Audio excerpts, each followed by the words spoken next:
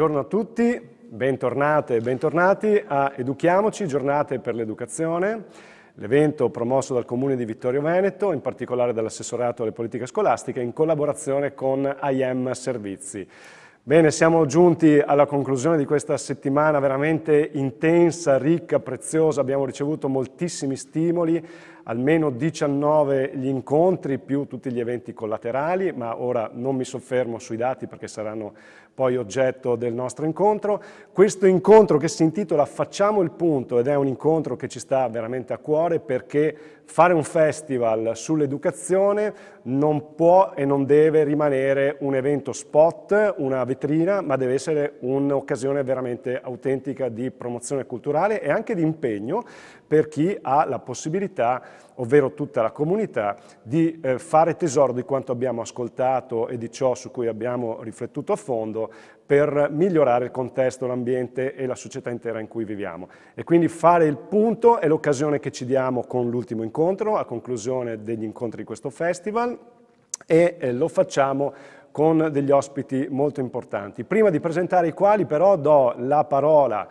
ad un gradito ospite che è collegato con noi e che è il sindaco di Vittorio Veneto, Antonio Miatto. Buongiorno sindaco. Buongiorno a lei, buongiorno a tutti. Io porto il saluto mio personale di tutta l'amministrazione e naturalmente di tutta la città. In questo momento in cui si sta calando il sipario su questo festival, non posso che ringraziare tutti coloro che sono intervenuti a vario titolo per idearlo, condurlo, accudirlo, governarlo e riempirlo di significati. Abbiamo avuto molti feedback positivi, ci siamo resi conto già da noi di quanto importante sia stato questo evento, per cui io mi faccio un augurio che le forze non si esauriscano e che questo non resti un festival unico, ma trovi il modo di perpetuarsi nel tempo, rinnovando i contenuti, aggiornando i contenuti, perché troppo importante è stato e Vittorio Veneto si impegnerà a portarlo avanti. Grazie ancora. Grazie a lei sindaco, parole che ci fanno veramente piacere, non solo per il riscontro positivo da parte sua e da parte della città, ma anche per quest'idea di dare continuità e di ricaricarci per prossime occasioni. E oggi noi facciamo il punto che è un bilancio ma è anche un'intenzione di rilancio, come lei ha sottolineato, e facciamo il punto con degli ospiti veramente speciali. Innanzitutto l'assessore Caldart che ha voluto fortemente questo festival, è stata qui con noi, parte integrante di questa rassegna. Buongiorno Antonella Caldart, assessore alle politiche scolastiche. Poi abbiamo la dottoressa Di Paolo, che è la dirigente scolastica dell'Istituto Comprensivo Vittorio Veneto I. Buongiorno dottoressa. Buongiorno a tutti. Grazie a lei per essere qui, per il contributo che ha dato più volte, l'abbiamo vista negli incontri come ospite in sala e anche ci ha ospitati nell'aula magna della scuola secondaria di primo grado da Ponte dove ci troviamo, dove abbiamo incontrato anche i ragazzi delle scuole. Abbiamo con noi inoltre il dottor Piero Eugenio Lucchetta, a sua volta è stato ospite in sala, buongiorno. Grazie per l'invito. Grazie a lei per la presenza, dirigente scolastico dell'Istituto Comprensivo Vittorio Veneto II, Andrea Zanzotto. E poi abbiamo in collegamento la dottoressa Donazzan, assessore regionale all'istruzione, formazione, lavoro e pari opportunità. Buongiorno dottoressa. Buongiorno, niente dottoressa, assessore, buongiorno a voi e complimenti invece per questa bella iniziativa. Grazie mille assessore. E con noi è collegata anche la dottoressa Laura Donà, che è coordinatrice dei dirigenti tecnici presso l'Ufficio Scolastico Regionale del Veneto, del Ministero dell'Istruzione, dell'Università e della Ricerca. Buongiorno dottoressa Donà. Buongiorno a voi tutti e un saluto anche da parte della dottoressa Palumbo, che è il nostro direttore generale, che ovviamente saluta a distanza l'assessore Donazzan, con la quale sa bene che collaboriamo, e anch'io mi permetto di dire complimenti anche per il titolo, perché educhiamoci, no? Vuol dire che non solo educhiamo, ma ci dobbiamo anche educare. Quindi un saluto a tutti, grazie. Grazie a voi, perché ci fa veramente piacere non solo la vostra presenza, il vostro impegno, ma anche la testimonianza del fatto che siamo allineati rispetto a questo messaggio che ci stava veramente a cuore, che tutti i nostri relatori hanno preso e rilanciato, e quindi anche il vostro commento in proposito è veramente piacevole e importante per noi. Bene, entriamo nel vivo di questa tavola rotonda, di questo confronto che consisterà in una serie di domande che io farò ai nostri ospiti, da cui riceveremo degli importanti contributi. Il primo intervento lo chiediamo all'assessore Antonella Caldart e la mia domanda è la seguente. Che cosa significa per un territorio comunale realizzare un'intera settimana di incontri sui temi dell'educazione? Cioè, qual è proprio il motivo, il significato di questa iniziativa, perché è stata fatta questa scelta proprio in questo territorio e poi qual è il bilancio conclusivo dell'esperienza? Bene, ribuongiorno a tutti e grazie per aver accolto il nostro invito ad essere presenti a questo momento conclusivo, per noi veramente importante, perché vogliamo un po' tirare le somme di tutto ciò che è avvenuto. Allora, tutto nasce dalla convinzione che un territorio che è capace di interrogarsi e confrontarsi sul ruolo dell'adulto nei confronti del bambino o della bambina è un territorio che investe, è capace di investire sul proprio futuro a lungo termine e che scommette anche sulle proprie risorse. Certamente è stato un lavoro faticoso, lo ammetto, lo ammettiamo tutti, lungo perché è da febbraio che ci stiamo lavorando, fatto in collaborazione con coloro che sono, e pensato anche in collaborazione con coloro che sono gli attori primi interessati all'educazione dei bambini, quindi prima di tutto le scuole, in modo particolare gli istituti comprensivi, perché noi siamo convinti che l'educazione possa effettivamente essere efficace solo se si parte da patti condivisi con i vari attori interessati. Le scuole ovviamente sono le prime, però abbiamo cercato di collaborare anche con i genitori, con le associazioni sportive, con le assistenti sociali, cioè con tutti coloro che sono incaricati a vario titolo di occuparsi dell'educazione dei bambini.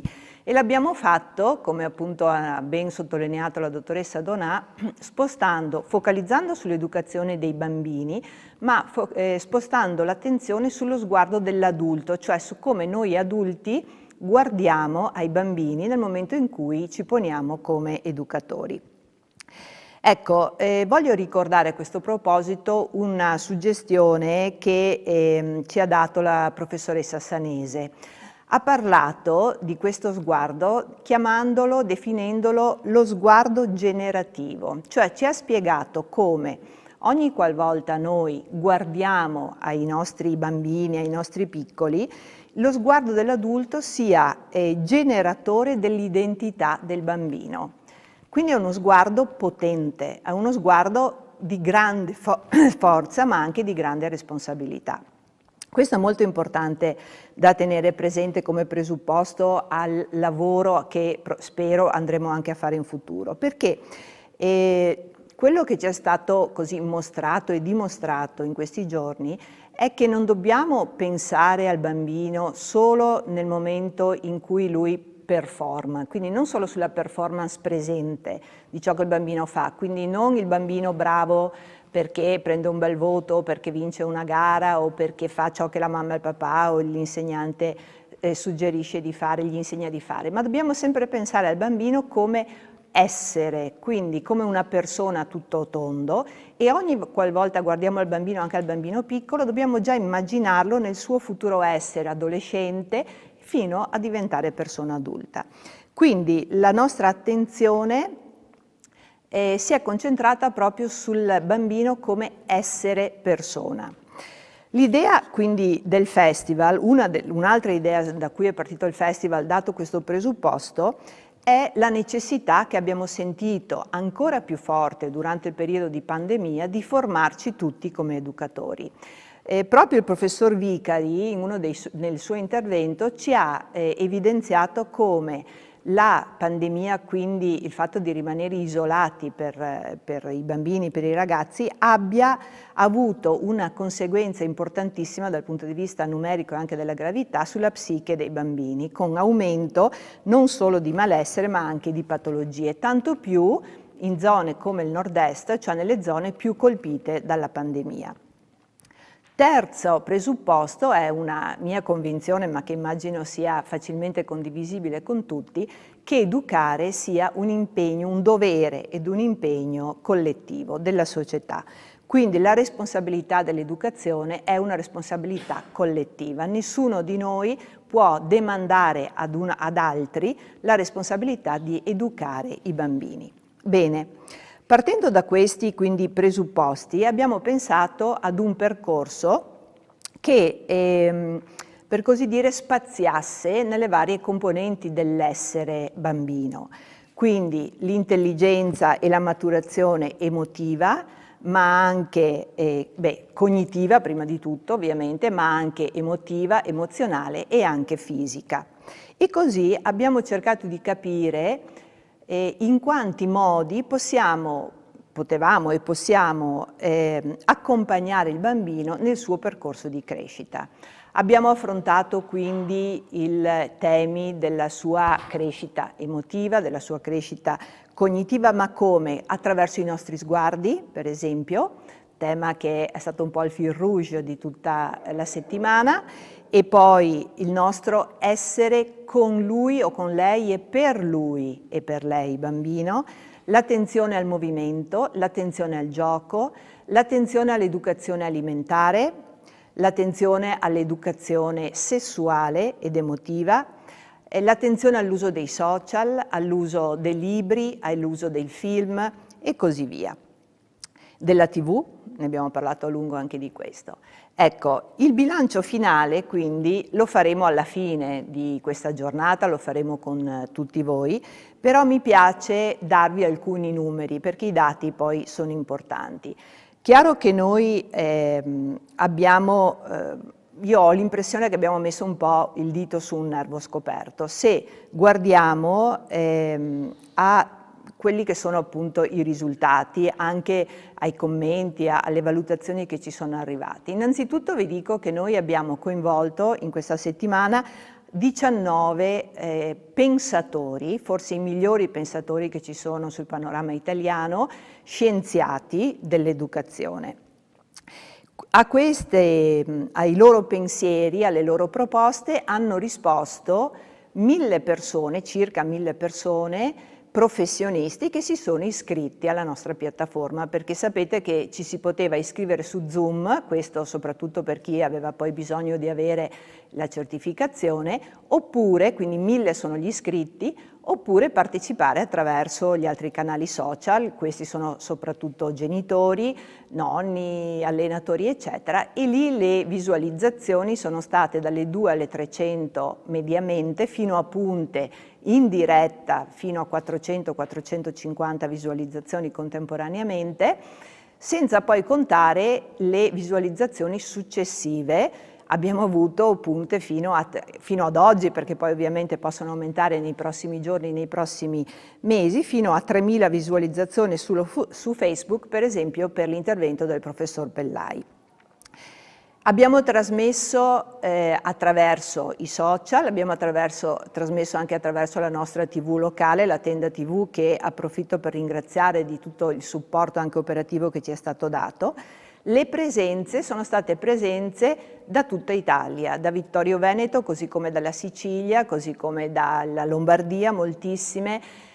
Una cosa che ci ha colpito è che numericamente gli iscritti dopo Vittorio Veneto sono iscritti di Roma, quindi della capitale, di quella città che ci saremmo immaginati già dare un'offerta significativa in termini di formazione su questo tema, ma evidentemente ciò non è e quindi ci sentiamo davvero anche investiti di un ruolo, di una responsabilità importante. È stato interessante e credo che questo abbia giustificato anche il successo dell'operazione, la modalità con cui abbiamo agito, una modalità interamente online, la modalità operativa tutta online, sempre in diretta, però con la possibilità poi di rivedere sulla piattaforma che è stata appositamente creata, www.educhiamocivittorioveneto.it, di rivedere nella sezione media tutti gli interventi. E questo diviene una vera e propria cassetta degli attrezzi, perché chiunque oggi, domani, fra un mese, fra un anno, può aprire il cassettino con l'intervento di suo interesse e lo può usare e ne può usufruire. Quindi questa è una modalità che senza dubbio va valorizzata nel tempo. Ci sono stati tantissimi apprezzamenti e noi siamo contenti dei vostri grazie, ma siamo contenti soprattutto di ciò che ci avete scritto per ringraziarci. Ci abbiamo capito che è stato molto apprezzato, sono stati molto apprezzati i temi concreti, cioè le risposte concrete che abbiamo chiesto ai nostri professori. Tra l'altro mi piace sottolineare che gli esperti per par condicio erano maschi e femmine, anche questo è un dato importante, e appunto le loro risposte sempre specifiche e concrete, sempre veramente come degli attrezzi pronti all'uso.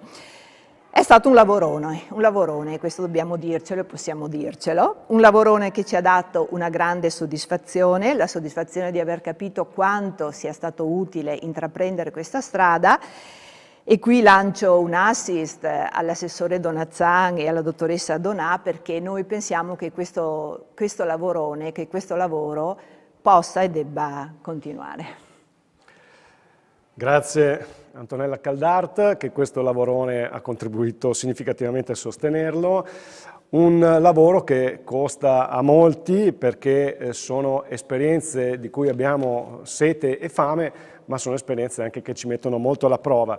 E quindi questo mi dà il gancio per fare una domanda alla dottoressa Di Paolo, dirigente scolastica dell'Istituto Comprensivo I, dal quale fra l'altro trasmettiamo, per chiedere proprio quali siano le criticità che la scuola incontra nella realizzazione e partecipazione a eventi come questi di formazione e approfondimento. Quali sono dunque queste difficoltà e quali sono anche le strategie e le risorse per superarle queste difficoltà, dottoressa? Allora, partiamo proprio da Educhiamoci, quindi da queste giornate per la formazione, per l'educazione. La nostra scuola ha vissuto una settimana intensa, una settimana di eventi promossi dall'assessorato e dal Comune di Vittorio Veneto e in collaborazione con l'AIM Servizi.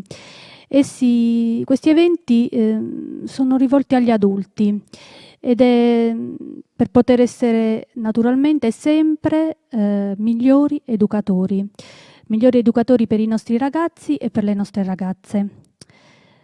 La nostra scuola è stata veramente lieta di ospitare queste giornate, perché stiamo parlando di un'occasione formativa ricca.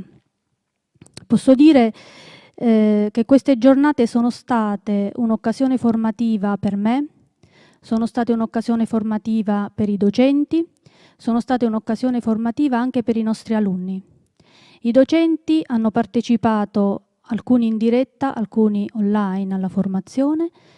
Gli alunni hanno partecipato in diretta alla formazione e hanno potuto scoprire anche il dietro le quinte dell'evento, e quindi come si può svolgere, come si svolge una diretta YouTube, ma anche il silenzio che c'è in uno studio in cui si effettua una registrazione. Le occasioni formative per gli insegnanti sono molteplici, di vario tipo ed anche di vario spessore. Abbiamo occasioni formative organizzate da associazioni, dalla nostra scuola, dall'ufficio scolastico regionale, dalle scuole polo. Una delle criticità, se vogliamo cominciare a parlare un po' di criticità che ho riscontrato da parte di alcuni docenti proprio in formazione, è quella di mettersi in gioco, proprio di mettersi in gioco sulla loro formazione e nel modo di fare scuola.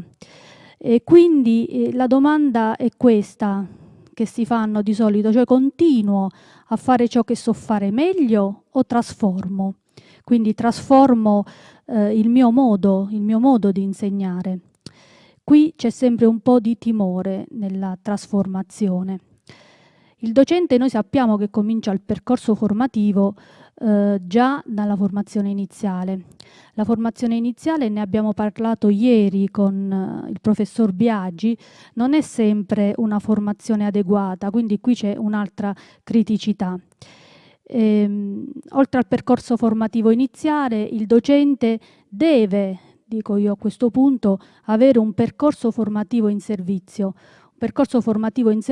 di qualità, che lo mantenga sempre aggiornato. E inoltre, questo lo aggiungo, deve studiare e riflettere sul proprio operato in classe. Questo è fondamentale perché questo è un punto critico, perché monitorare l'azione educativa in classe e verificare che sia adeguata e che sia rispondente ai bisogni formativi degli adulti e degli alunni. Parlando di risorse, invece, volevo mettere un punto. La comunità educante è una nostra risorsa principale. Della comunità educante fanno parte tutti e fanno parte anche i nostri docenti, naturalmente. E la comunità educante di qualità, come questa, voglio dire, fa una scuola di qualità. Grazie mille dottoressa. Della comunità educante fanno parte tutti, è veramente una cosa che vogliamo sottolineare e rilanciare. Grazie per questo suo primo contributo. Passiamo la parola al dottor Locchetta invece per quanto riguarda un approfondimento su questo tema già toccato dalla collega, perché gli chiediamo quale sia il livello attuale del personale docente e quali possono essere le strade percorribili per migliorarne la formazione, le competenze, ma anche la motivazione. Allora, in continuità con quanto detto dalla collega, che naturalmente saluto perché è una cittadina vittoriese acquisita da pochi mesi, e quindi le auguriamo anche un lavoro intenso e proficuo per la città di Vittorio Veneto. La domanda pone a cuore, a tema, il lavoro dei docenti mi soffermerei su 3 parole chiave: formazione, competenze, motivazione. Provo ad esplorare queste parole con una premessa. Innanzitutto il fatto, e penso lo si sia capito anche in questi giorni, che l'essere docente è una professione particolare. Insegnare, essere, stabilire una relazione per istruire, formare, educare, è un essere in relazione con persone la cui identità si sta formando, i nostri ragazzi. E quindi per essere docenti occorre innanzitutto desiderare, volere, essere capaci di trasmettere. Delle domande possono aiutarci, ad esempio in un confronto con gli stessi docenti. Perché ritieni di intraprendere questa strada? Da che cosa capisci che è una professione per cui sei chiamato? Perché ti corrisponde? Quale differenza riscontri tra l'immagine e la rappresentazione che ti sei fatto della professione e il suo concreto e reale esercizio? Ecco, aggiornamento in qualche modo significa porre e porsi queste domande, intraprendere sempre una seria verifica della risposta che si dà ad esse. E ritengo che sia una dimensione eminentemente personale, perciò la più profonda, non quantificabile, non esauribile in corsi di aggiornamento, irrinunciabile. La seconda parola che voglio in qualche modo mettere in evidenza, che chi mi ha posto la domanda costringe a riflettere: motivazione. La motivazione esprime il movente soggettivo, le ragioni per cui il docente è sorretto nel lavoro. È la domanda che ciascuno di noi che ogni docente si deve porre, si pone nel momento in cui si alza al mattino, affronta una situazione, magari una situazione di criticità. Nel momento in cui intraprende una progettazione si deve chiedere: perché faccio questa fatica? E quindi la motivazione rivela, individua la coscienza e la consapevolezza che un docente ha di sé, concorre alla sua identità, prima ancora del ruolo o della funzione. E naturalmente la motivazione potrebbe appiattirsi ad un ruolo, ma così credo, e in questi giorni anche abbiamo avuto modo per capire che così non è. È anche vero che la motivazione si modifica, si approfondisce, matura, ma anche si impoverisce e si appiattisce.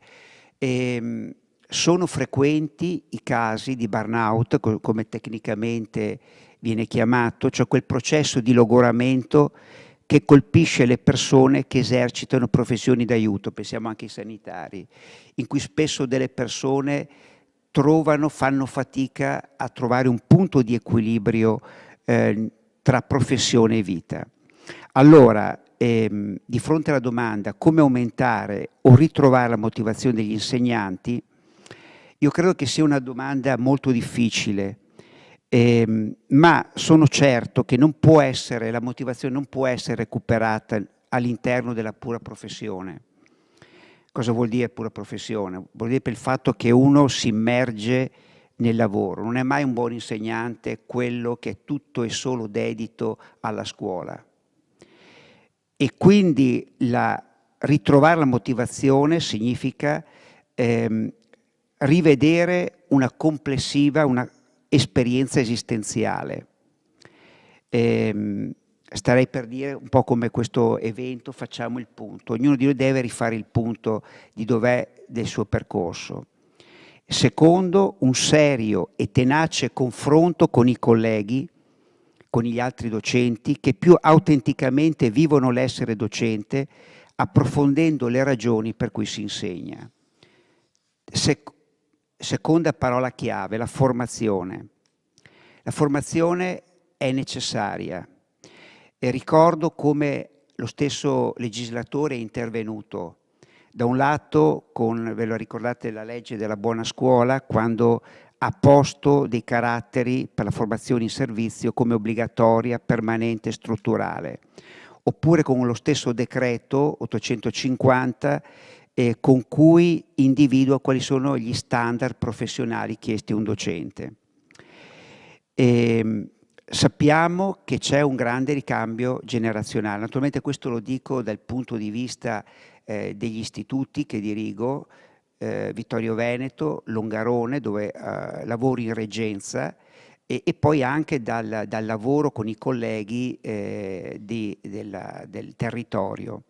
Allora c'è un grande ricambio generazionale, anche di mentalità e di approccio all'insegnamento.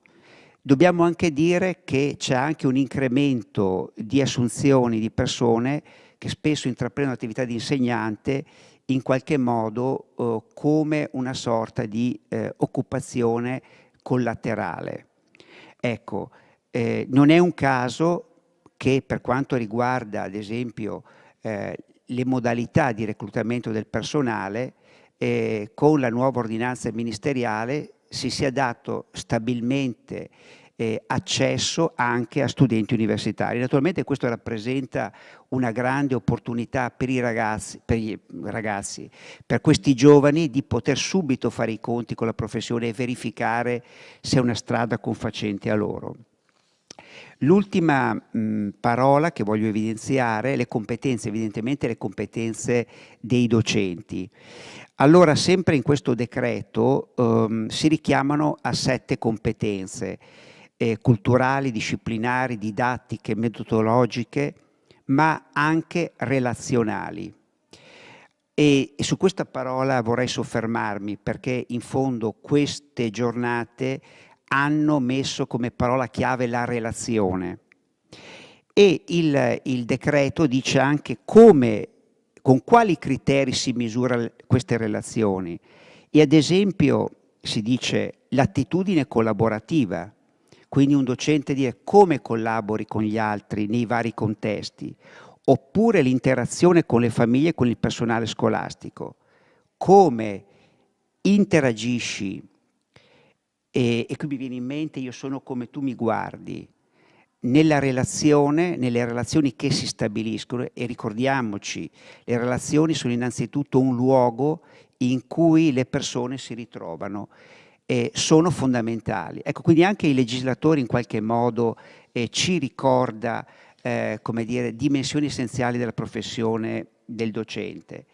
Allora, per ritornare diciamo alla domanda iniziale, io, come dire, dovremmo, se avessimo il tempo, dovremmo sviluppare quelle che sono state poste come le linee di fondo e le priorità.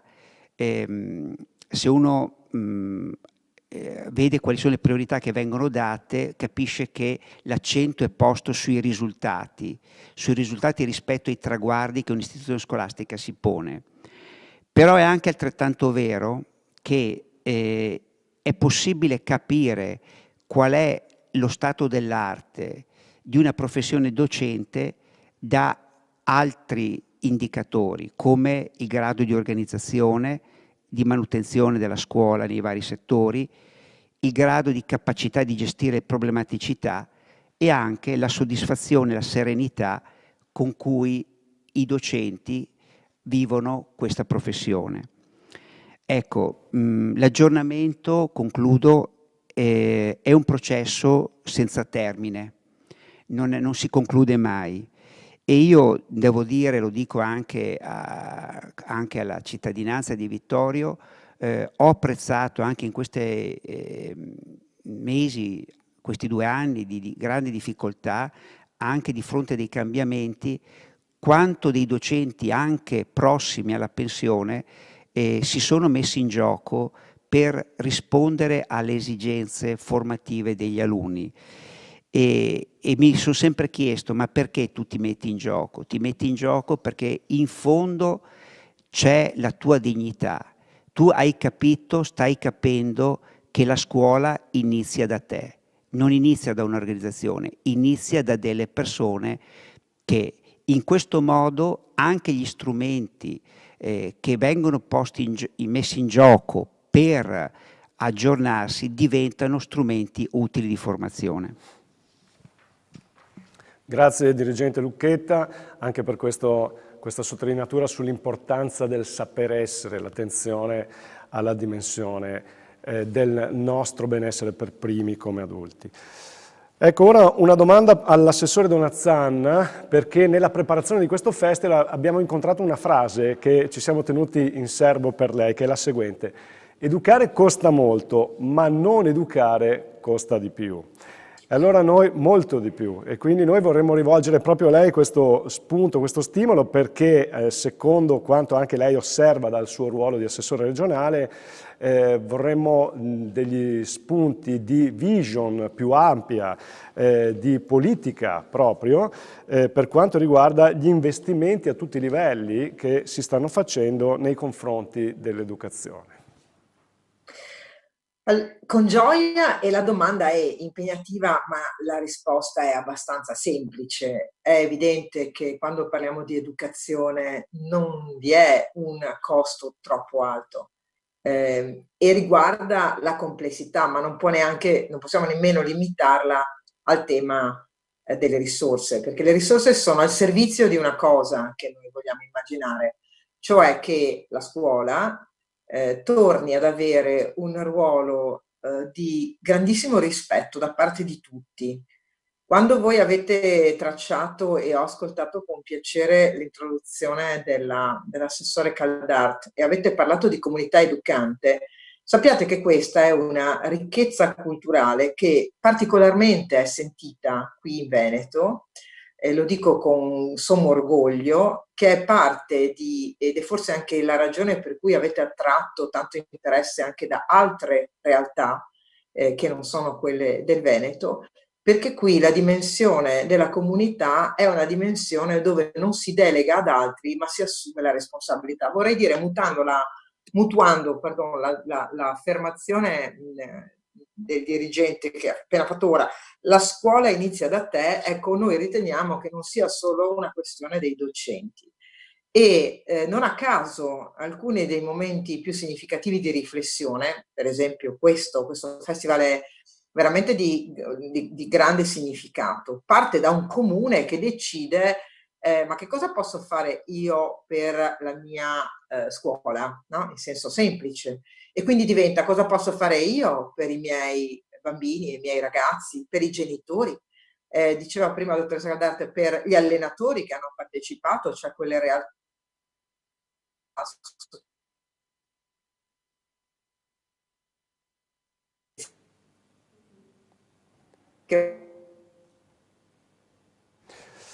Purtroppo abbiamo dei problemi di linea, probabilmente l'assessore, immagino anche gli spettatori hanno visto bloccata l'immagine. Non so se ci sente, assessore? Sì. Io vi vedo e vi sento, e quindi non so se il problema è mio. Abbiamo vista bloccata e non c'era più l'audio. La lasciamo continuare, prego. Adesso Grazie. Quindi il fatto che parta da una comune è un bellissimo segno di che cos'è la comunità, no? Non si delega ad altro. Il comune potrebbe dire non ho delle competenze specifiche salvo l'edilizia scolastica.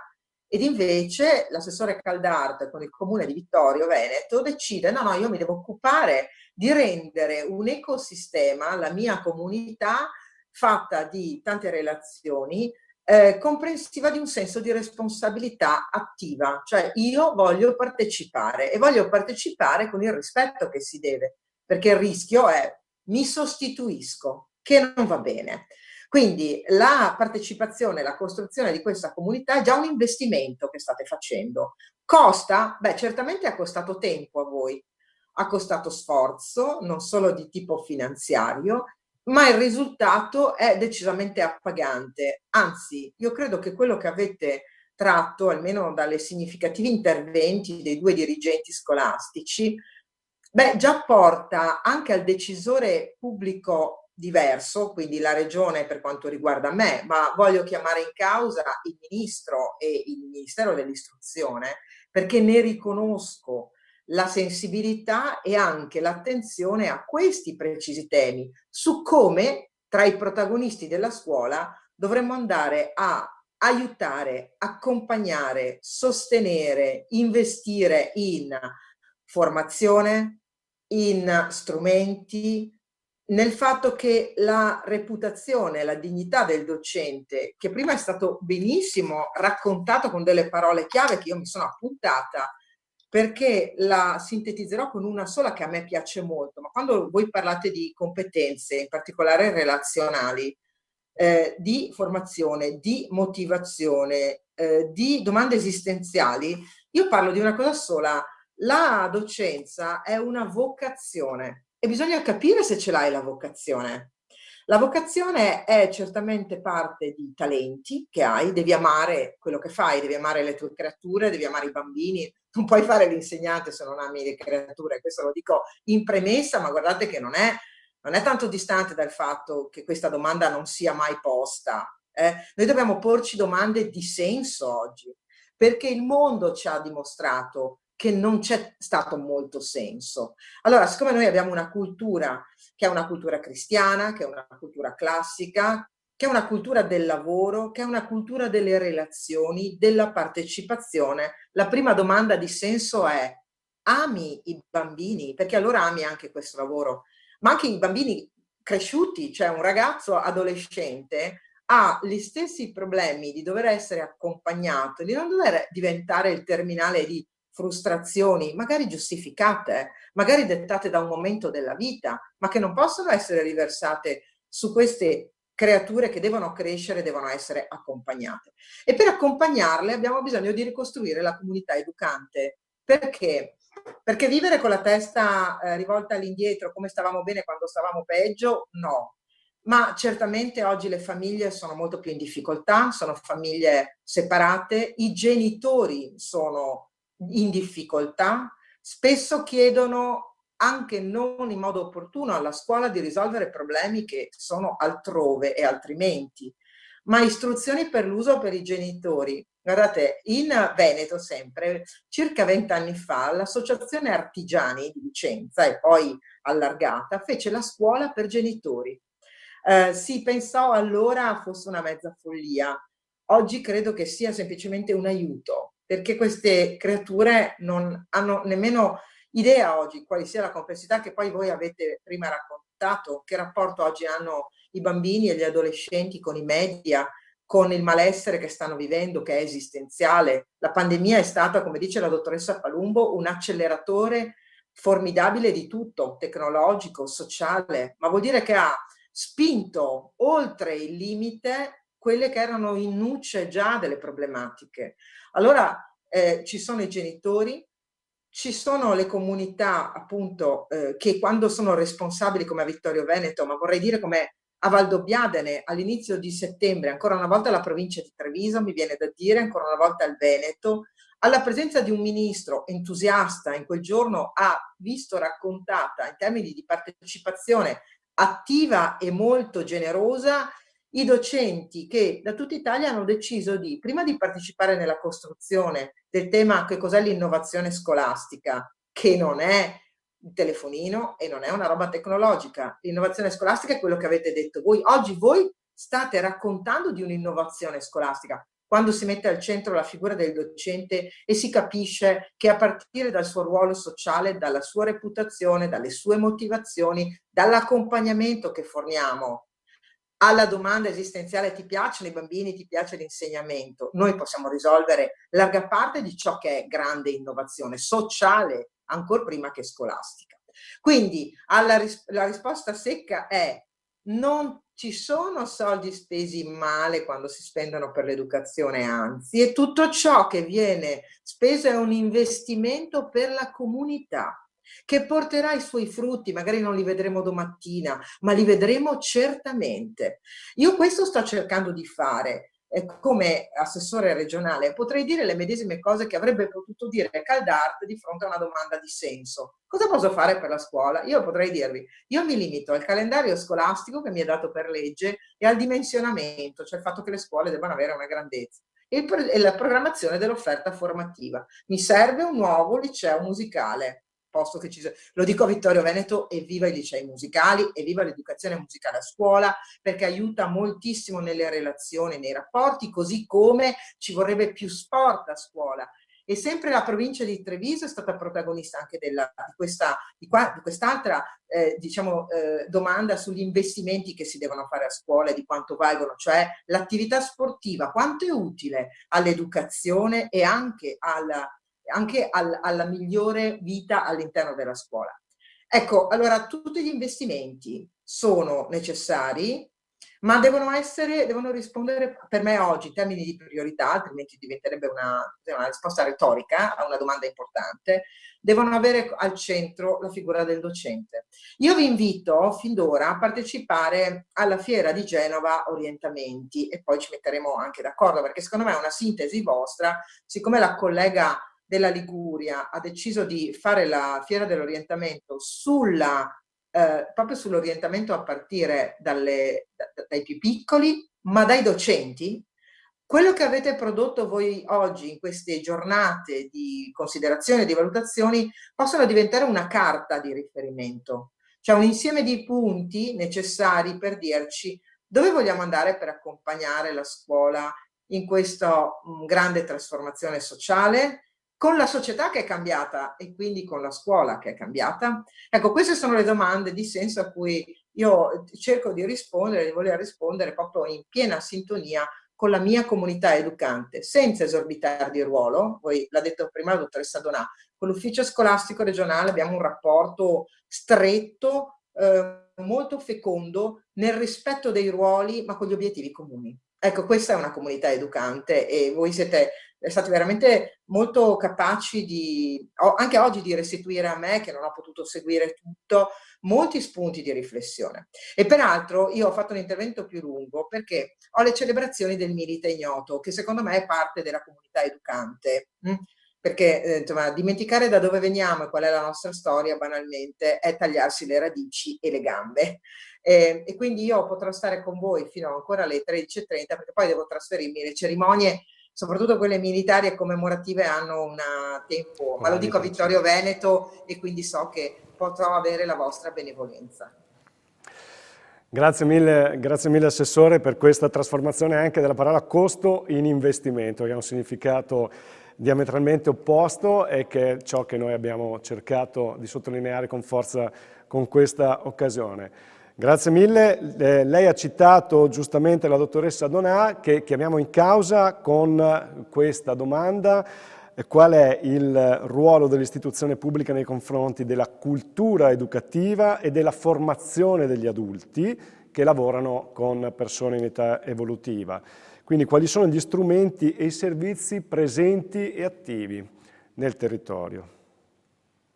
Bene, grazie. Avevo già fatto un commento all'assessore Caldarte che questa domanda necessiterebbe di 5 giorni di educhiamoci, vero? E quindi chiedo venia se sarò, come dire, un po' molto sintetica per le ragioni appunto di questa tavola rotonda. Dico 3 cose principali. Noi intanto siamo l'ufficio scolastico regionale del Veneto, come ricordava prima l'assessore Donazzan, e rappresentiamo quindi il Ministero dell'Istruzione in Veneto. Quindi siamo l'istituzione che ha diretto contatto con il Ministero e che cerca di portare nel territorio del Veneto, in raccordo con la Regione e gli enti locali, le scuole, quelli che sono gli indirizzi dello Stato. Sappiamo dalla legge sull'autonomia, quindi parliamo dagli anni 2000, le scuole sono autonome e il lavoro che fa adesso l'istituzione diciamo nazionale è quella di fornire norme generali e principi fondamentali sui quali le scuole e le comunità si attivano. Possiamo pertanto andare a vedere, per esempio, l'atto di indirizzo politico-istituzionale del ministro Bianchi, attualmente ministro dell'istruzione, appena uscito, dove noi nelle 8 priorità che il ministro introduce e descrive in modo analitico, vediamo quali sono le indicazioni concrete che un ministero, in questo caso, dà in un anno molto particolare, che è quello, diciamo, speriamo, ecco, di allentamento della pandemia. E quindi stiamo facendo, come voi del resto attraverso Educhiamoci, tutta una serie di riflessioni e atti di indirizzo per poter meglio accompagnare la ripresa in presenza delle attività scolastiche.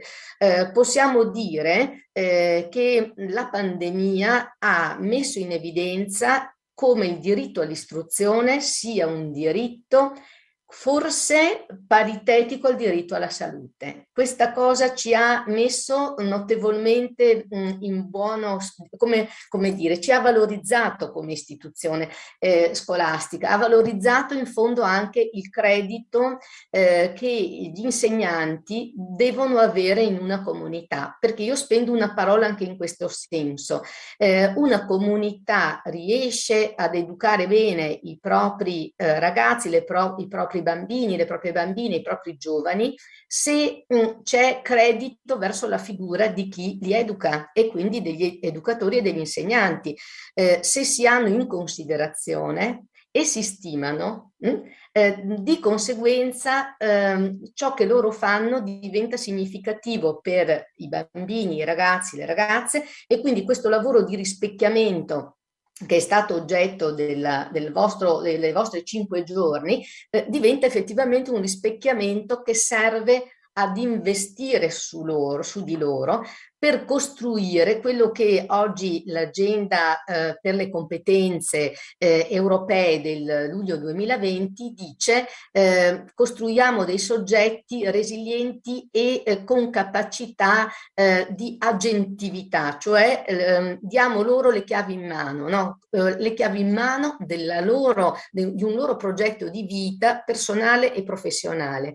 Quindi tutte le competenze che avete richiamato, io le ho sintetizzate un po' come l'idea dei 100 linguaggi di Loris Malaguzzi, no? Che diceva per i bambini e le bambine piccole esponiamoli ai 100 linguaggi, quindi esponiamoli a tutte le possibilità di esplorazione della nostra cultura. Ecco, il Ministero attraverso appunto le 8 priorità di cui accennavo, che sottendono tutta una serie e di note ministeriali, atti di indirizzo, ma anche assegnazione di risorse che vanno in vista del supporto su questo genere di, chiamiamoli così, orizzonti di senso.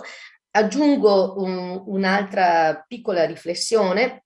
In Veneto siamo in diminuzione anagrafica. A Treviso quest'anno abbiamo 1111 studenti in meno rispetto ai 5.000 circa 5.400 del Veneto. Questo fatto del decremento della natalità coniugato con la pandemia fa sì che questo investimento nell'educazione reciproca sia l'elemento di crescita del paese. Addirittura qualcuno dice il prodotto interno lordo di un paese diventa sano ed è in crescita se abbiamo un investimento in educazione significativo, a proposito della domanda che era stata fatta prima all'assessore Donazzan. Ecco, noi di questi aspetti abbiamo piena consapevolezza e siamo chiamati nel territorio regionale a sostenere tutte le iniziative che vanno in questo senso. In fondo la mia presenza qui oggi su delega del direttore generale ne rappresenta anche un piccolo esempio, cioè perché noi veniamo qui? Non per fare una vetrina, onestamente, perché potremmo starcene di sabato a casa a fare le nostre cose, visto che per noi sarebbe una giornata come per i dirigenti di riposo, tra virgolette, ma proprio perché abbiamo visto che in questo territorio si è fatta una cosa unica, assessore Caldart, cioè io abito a Verona, per esempio, che è una grande città del Veneto, e dicevo l'altro giorno con il dirigente dell'ufficio scolastico di Verona, ma guarda a Verona quante iniziative abbiamo di tutto e di più, ma non c'è un'iniziativa che ci permetta di parlare di scuola.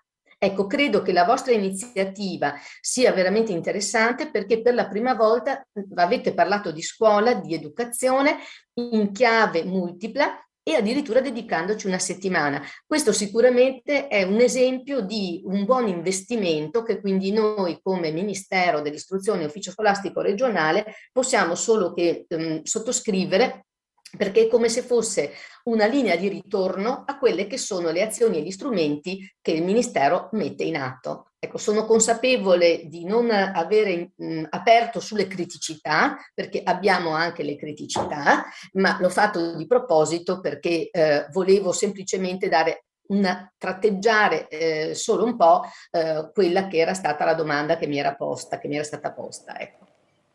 Certamente, grazie mille dottoressa Donà. Abbiamo, mi dicono dalla regia, sì, il tempo per un altro giro di spunti, forse un po' più sintetici. La prima domanda io la pongo alla dottoressa Di Paolo, forse una domanda anche un po' personale oltre che professionale, visto che lei ci ha ospitati qui e quindi è stata parte integrante del nostro festival. Quali tra i molti contributi che abbiamo ricevuto questa settimana le sono parsi particolarmente significativi, l'hanno proprio stimolata a dare seguito con qualche iniziativa presso la sua scuola? Allora, i contributi di questa settimana sono stati tutti ricchi di spunti, devo dire la verità, di informazioni e di opportunità che si aprono sempre ad un miglioramento. Voglio ricordare in particolare l'intervento della dottoressa Vittoria Maioli Sanese, che ha ricordato anche l'assessore. Chi sei tu che mi guardi? Ci ha parlato dell'identità generativa dell'adulto, ci ha ricordato che tutti noi siamo come ci hanno guardato. Ci ha invitato anche a riflettere su questa frase. Io ho ricordato mia madre e il modo con cui lei mi guardava. Nei primi anni, quando cominciavo a fare le prime cose, ero un po' insicura, e lei mi diceva sempre: vai Donatella, io ti guardo. E lì entrava in me una grandissima sicurezza e ho capito che io sono come mia madre mi ha guardato e come mi hanno guardato gli adulti che avevo come punti di riferimento. Un altro contributo è stato invece del professor Vicari.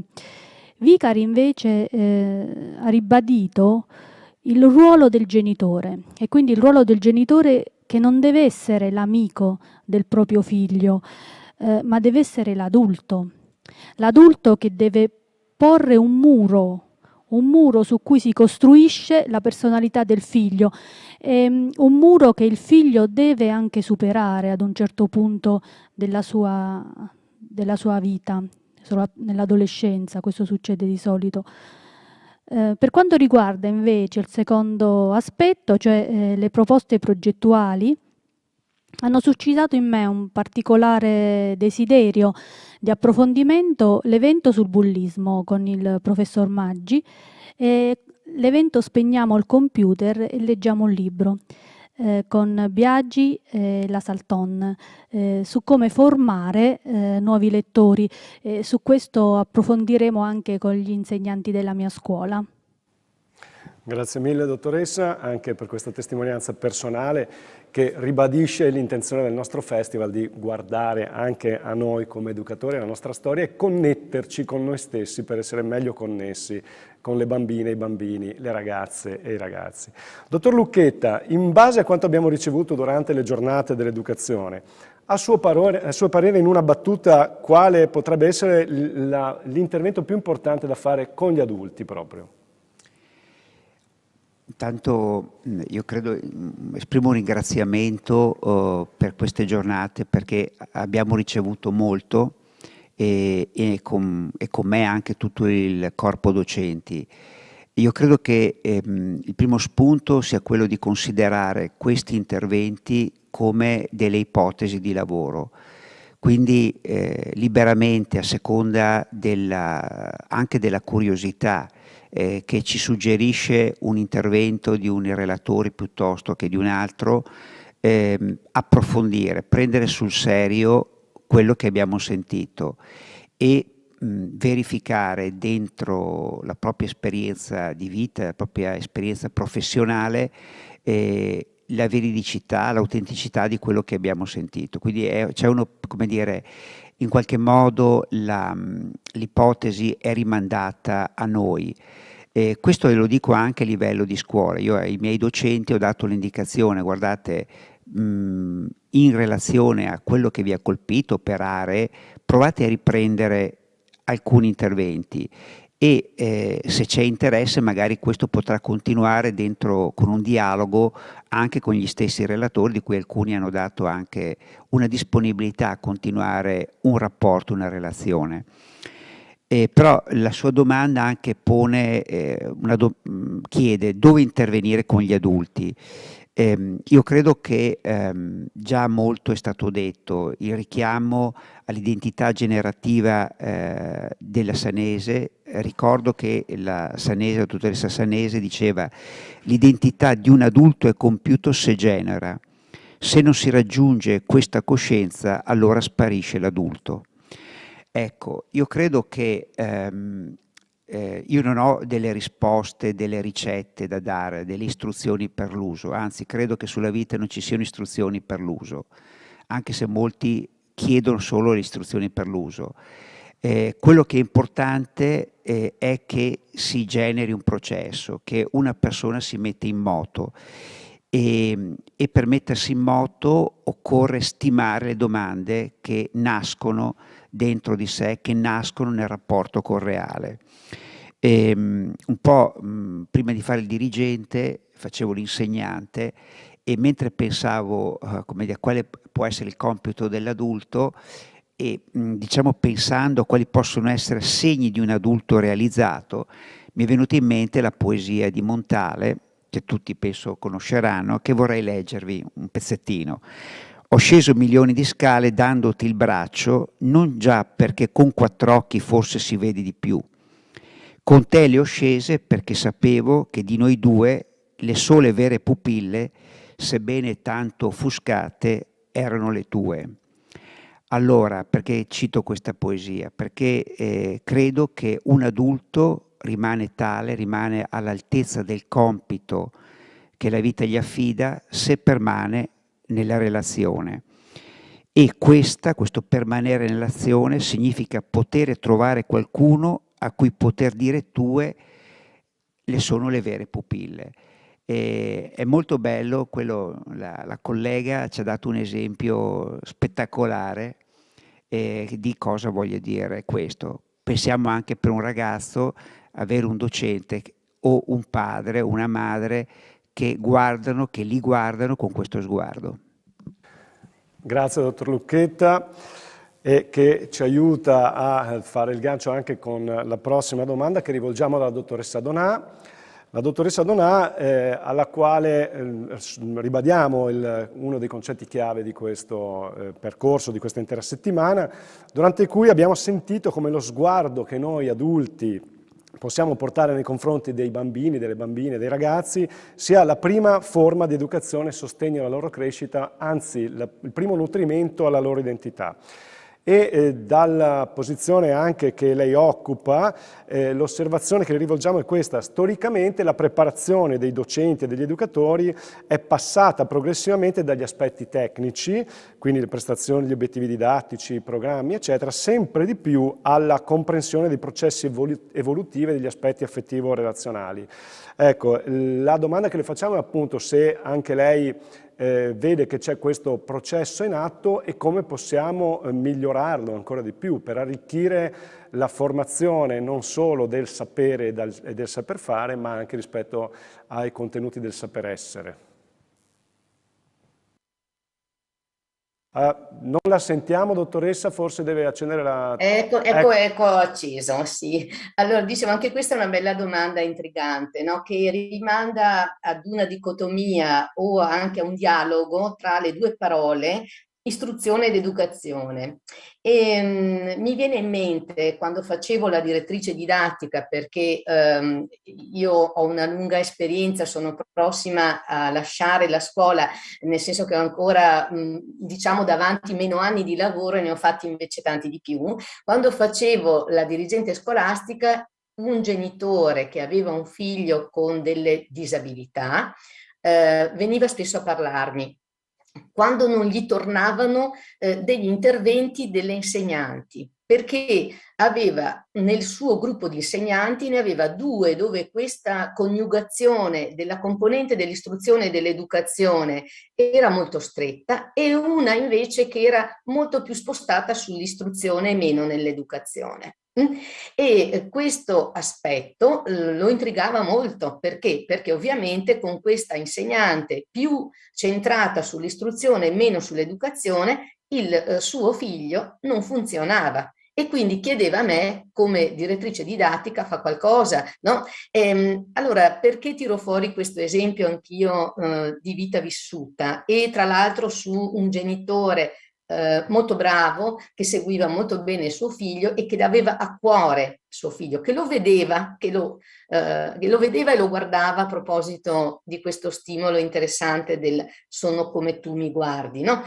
E questa è la dicotomia da sempre, cioè anche nel mio caso non mi era facile agire su questa insegnante che aveva interpretato la sua funzione per la sua storia personale, più legata all'istruzione e quindi a un'azione diretta e un po' meno a quella visione invece di sguardo e di atteggiamento che sia invece collegato a conoscere chi si ha davanti e quindi ad individuare le vie migliori per poter tirare fuori il meglio di ogni soggetto, cioè la componente educativa alla fine serve perché io riconosco in Mario, in Arianna, in Fabrizio e compagnia, riconosco un'identità che è propria e delle leve di forza e anche delle leve di difficoltà, senza per questo in qualche modo svalutare questi soggetti, ma incoraggiandoli a far proprie le proprie difficoltà per superarle. Ecco, direi che nel concreto l'essere un buon insegnante significa fare questo bilanciamento. Come io lo faccio? con un'attività di formazione, perché come non si nasce genitori, non si nasce insegnanti. E nella mia storia, oramai ho più di 40 anni di servizio nella scuola, posso dire che ho anche incontrato insegnanti che hanno iniziato la loro esperienza lavorativa senza una grande vocazione, per usare un termine che ha utilizzato prima l'assessore Donazzan, ma che hanno svolto un grande lavoro di analisi e di riflessione educativa sul loro ruolo e che sono diventati via via bravissimi insegnanti. Quindi c'è strada da fare, come abbiamo tanti genitori che improvvisamente si trovano genitori di fatto perché hanno messo al mondo dei figli, ma non lo sono dal punto di vista educativo, e occorre che si continuino a formare. Ecco, in fondo noi che siamo dentro nella scuola da tanto tempo diventiamo migliori per noi stessi, perché attraverso questa professione impariamo ogni giorno a vedere le cose da un altro punto di vista e ad essere meno, come dire, assertivi. Ecco, quindi questa dimensione dell'istruzione che è importante, cioè io ti devo fornire anche delle conoscenze, devo aprirti lo sguardo al mondo e devo aprirtelo oggi secondo gli aggiornamenti delle conoscenze scientifiche più adeguate, quindi la scommessa degli STEM, della transizione verde e digitale, sono tutti temi dove io mi devo anche formare da un punto di vista concreto, devo consumare cultura per poterla, no, poi condividere, diciamo, ma di conseguenza se non ho la capacità di guardare che ho davanti e di interrogarmi se ciò che guardo è mio o è dell'altro, non vado da nessuna parte. Per concludere, siccome io sto collaborando, una cosa molto bella, al Ministero dell'Istruzione, alla scrittura delle linee pedagogiche 06, perché investire sul sistema integrato 06 è uno dei benchmark europei più importanti per alzare il prodotto interno lordo di un paese. Ok, quindi voi direte sui piccolissimi, sì, sui piccolissimi, e addirittura sui piccoli che hanno genitori di status socio-economico basso, perché sono quelli che hanno maggiormente bisogno di noi per poter sganciare i bambini e restituire loro quello che la nostra società ha bisogno. Ecco, in queste linee pedagogiche Giancarlo Cerini, che è mancato e che il dottor Lucchetta conosce, credo anche la dottoressa Donatella, ha messo a punto 5 posture del docente. Noi che abbiamo scritto la redazione definitiva, speriamo che ci venga approvata dal Consiglio Superiore dell'Istruzione, delle linee pedagogiche, ne abbiamo aggiunto un'altra, quindi 6 posture dell'insegnante che a nostro avviso possono essere di aiuto proprio a supportare la componente educativa. Ovviamente non le cito perché dobbiamo aspettare l'uscita delle linee pedagogiche definitive, ma quindi vedete che siamo in continua evoluzione e anche in continuo messo a punto di come supportare queste competenze negli insegnanti.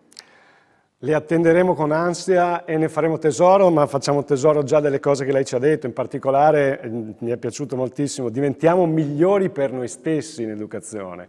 Qualche volta quando vengono un po' disperati i genitori a chiedere consulenza o sostegno, con molta fatica, la frustrazione e tutto ciò che le situazioni di difficoltà si portano dietro, arrivano poi a maturare il fatto che in realtà hanno ricevuto un regalo proprio dalle difficoltà a cui i figli li hanno sottoposti, come se i bambini, le bambine, i ragazzi ci chiedessero migliora un po' di più, fallo per me e ci guadagni anche tu. E questo lei lo sta testimoniando non solo dal punto di vista personale, ma a tutti i livelli, appunto anche con per chi lavora a livello ministeriale, regionale, locale. Metterci in discussione per le nuove generazioni significa avere una grandissima occasione di miglioramento per noi. Educhiamoci. Questa è stata una sottolineatura che abbiamo fatto più volte. Quindi grazie per le sue parole e per gli spunti che sicuramente arriveranno. È bellissima questa connessione anche tra gli aspetti ampi della politica e poi le concrete realizzazioni territoriali. Non abbiamo più con noi, ce l'ha detto e ci ha salutati l'assessore Donazzan per un altro intervento, ma la ringraziamo e la salutiamo anche per le occasioni generative di questo incontro e quindi per le prossime connessioni che avremo con lei. Passiamo la parola per l'ultimo intervento all'assessore Antonella Caldart, a cui chiediamo Anche qui forse sul piano, oltre che professionale, istituzionale, anche personale, che cosa ti è venuta proprio voglia di fare di più e meglio per il territorio a partire da tutto quello che abbiamo vissuto in questa ricchissima settimana di spunti? Allora, innanzitutto penso che siamo tutti d'accordo che qui si tratta di cambiare per migliorare, il che significa che partiamo, come abbiamo sentito già, da un buonissimo livello, però dobbiamo essere sempre protesi verso il miglioramento. Prima cosa, cercare di rendere questo evento un evento stabile per il nostro territorio. Del resto sappiamo, abbiamo verificato prima di partire, in Veneto non esistono festival per l'educazione, ne esistono 5 in tutta Italia o 6, 5 dei quali tra l'altro sono promossi da università, quindi con una impostazione un po', come posso dire, autoreferenziale, nel senso che poi i relatori appartengono tutti o partono tutti da un'unica, dalla stessa idea. Qui il nostro sforzo è stato quello invece di mettere in moto cervelli diversi, scienziati diversi, pensieri diversi. Quindi prima cosa, offrire la possibilità al nostro territorio, allargato poi a tutto il territorio nazionale, di mantenere questo appuntamento. Lavorare poi sugli altri 2 punti, cioè migliorare la formazione e poi l'informazione. Sulla formazione avete già detto tutto voi, mi permetto solo di puntualizzare una cosa, cioè abbiamo notato che il bisogno di formazione sia stato sentito in modo preponderante dalla parte degli insegnanti che lavorano con i bambini più piccoli. Perché? Perché oggi nella famiglia, nella scuola, nella società noi vediamo come spesso dobbiamo intervenire sul problema.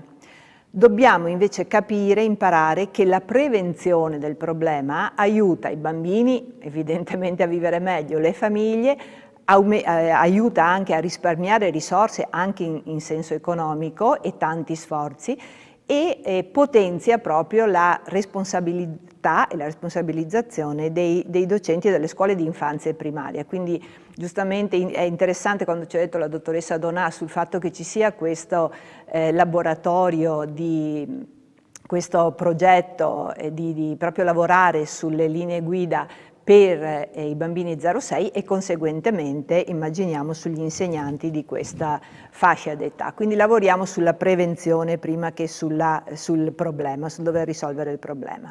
Poi c'è il tema dell'informazione.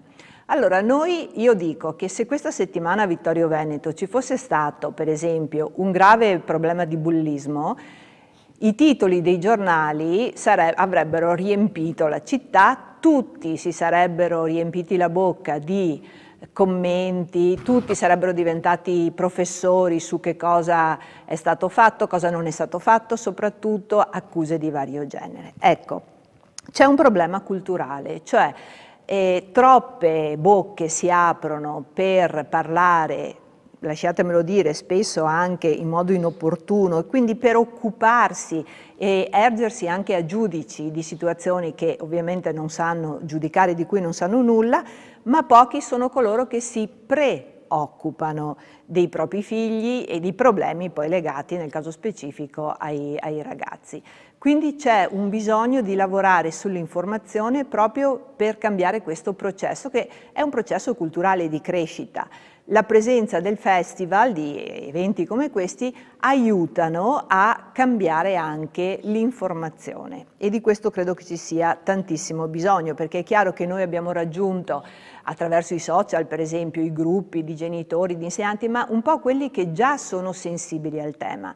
Ci manca tutta quella parte di popolazione che invece, come ho detto, si erge magari a giudice dell'atto vandalico senza però preoccuparsi di formarsi. E siccome la comunità educante è una comunità, come abbiamo detto, che riguarda tutti gli appartenenti ad una società, ad una città, ad una comunità, è importante che tutti siano consapevoli del proprio ruolo e che si educhino. Quindi, tornando a noi, il futuro. Certamente noi non ci vogliamo fermare a crogiolarci un po', lo faremo nelle prossime ore perché insomma siamo anche ancora motivati, stanchi, però felici del risultato, ma certamente non è questo il nostro obiettivo. Noi vogliamo sentire e coltivare questo stimolo a crescere in primis con i nostri primi interlocutori, che sono i dirigenti scolastici, che sono le nostre scuole, ma un po', come abbiamo detto, con tutto il territorio. Condividendo però questo percorso con voi, con l'Istituto Scolastico Regionale, con la Regione. Perché vedete, noi abbiamo corso un rischio, cioè noi ci siamo messi in un banco di prova alquanto rischioso nel attivare questo progetto. L'abbiamo sperimentato questo banco di prova e siamo pronti a rimetterci la faccia, rimettercela in quel senso per il futuro, perché i frutti che abbiamo colto sono frutti che ci danno motivazione a continuare. E l'idea e l'auspicio è proprio che possiamo divenire, che questo esperimento possa divenire un laboratorio continuativo e condiviso, perché abbiamo capito che c'è comunità di destino. Grazie Antonella Caldart. Antonella Caldart che ha detto: in Veneto non esistono festival per l'educazione. Ebbene, possiamo dire in Veneto non esistevano festival per l'educazione fino ad oggi, perché l'intenzione è assolutamente quella di far sì che questo sia stato la prima edizione. Prima edizione che abbiamo realizzato grazie a tantissimi partners, li cito per l'ultima volta veramente per celebrare con loro la conclusione di questi lavori che ci hanno visti affaticati ma soprattutto appassionati e che in realtà ci hanno ricaricati. Se la sentite, la campanella sta suonando nella scuola secondaria di primo grado che ci ospita, quindi ringraziamo i dirigenti scolastici che sono anche qui presenti oggi, Donatella Di Paolo dell'Istituto Comprensivo Vittorio Veneto I, Lorenzo da Ponte, e Piergiano Lucchetta dell'Istituto Comprensivo Vittorio Veneto II, Andrea Zanzotto. Insieme a loro gli altri ringraziamenti vanno all'Associazione Rising Africans, Alter Evo Società Benefit SRL, il gruppo Alcuni, Percorsi Formativi 06, la Proloco di Vittorio Veneto, Leggiamoli Forte della Biblioteca di Vittorio Veneto, le Mamme di Ceneda, l'Associazione 400 Colpi e la Tenda TV, che è stata un nostro partner strettissimo in questa avventura. Nuovamente un saluto e un ringraziamento all'assessore Elena Donazzan, assessore regionale dell'istruzione, formazione, lavoro e pari opportunità, e se la vediamo forse eccola qui anche in video la dottoressa Laura Donà, coordinatrice dei dirigenti tecnici presso l'Ufficio regionale scolastico del Veneto del Ministero dell'Istruzione, dell'Università e della Ricerca, che è stata con noi e la salutiamo. Grazie mille, grazie a voi. Grazie mille. E grazie anche a Vittorio Veneto, diciamo. Grazie, un saluto che chiaramente è un arrivederci a molto presto. Quindi questa è la nostra conclusione di un'intera settimana dedicata alla educazione, dal titolo Educhiamoci, io sono come tu mi guardi. Educhiamoci noi per primi per essere educatori migliori, portiamo attenzione a noi stessi e allo sguardo che abbiamo nei confronti delle ragazze, dei ragazzi, dei bambini e delle bambine.